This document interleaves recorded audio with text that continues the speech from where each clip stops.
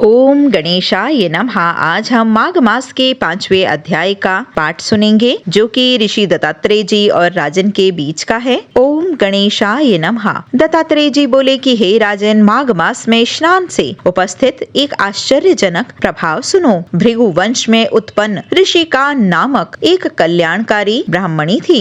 बाल्य अवस्था में विधवा हो जाने के कारण दुखी होकर उसने विंध्याचल पर्वत के नीचे रेवा नदी के किनारे अमरकंटक में घोर तप किया तथा सदाचार से बरती रहकर भगवान नारायण में लीन हुई। जितेंद्रिय, सत्य तथा कम बोलने वाली, सुशीला, दानशीलता तथा तप करके देह को सुखाने वाली वह ब्राह्मणी पहले ब्राह्मणों को और पितरों को आहुति देकर उच्च वृत्ति धारण कर सर्वदा छठे काल में भोजन करती थी।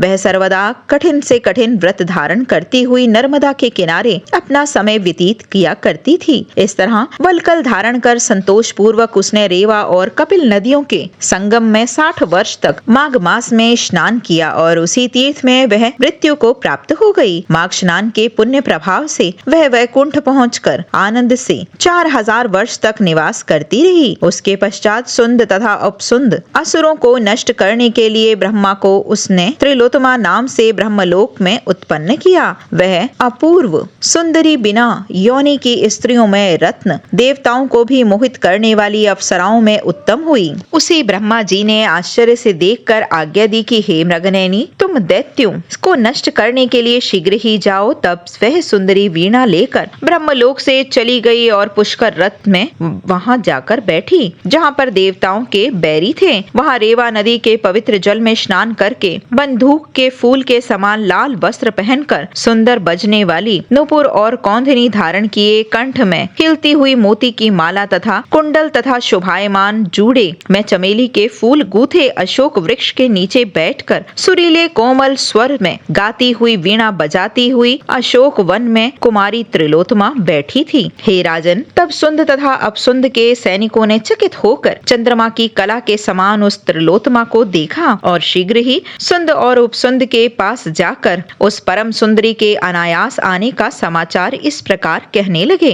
कि हे प्रभु, ना जाने वह देवी है या दानवी है, यक्षिणी है या अन्य कोई स्त्री रतन, आप दोनों उस अबला रतन भूत का उपभोग करने योग्य हैं। वह थोड़ी ही दूरी पर अशोक वन में बैठी हुई कामदेव को भी मोहने वाली है। कृपा आप दोनों ही शीघ्र चलकर देखिए। सेनापतियों के वचनों को सुनकर दोनों सुंद उपसुंद मदिरा व हजारों श्रेष्ठ स्त्रियों को त्याग कर उस जलाशय से निकलकर 100 मनुष्यों से उठने वाली काल दंड के समान गदाओं को लेकर शीघ्र ही वहां पर पहुंचे, जहां पर उन असुरों की काम अग्नि भड़काने के लिए वह बैठी थी। हे राजन, वे दोनों उसके सन्मुख जाकर विशेष रूप से उन्मत्त हो परस्पर झगड़ते हुए कहने लगे कि हे भाई, आप उसके पास से हट जाइए। मदिरा के समान नेत्र वाली वह स्त्री मेरी पत्नी होगी। इस प्रकार उन्मत्त हाथी के समान काल के वशीभूत होकर वे दोनों उसे प्राप्त करने के लिए परस्पर लड़कर मर गए। उन दोनों को मरा देखकर सैनिकों में बड़ा ही कौतूहल मच गया। काल रात्रि के समान यह कौन है? हाँ, यह क्या हो रहा है?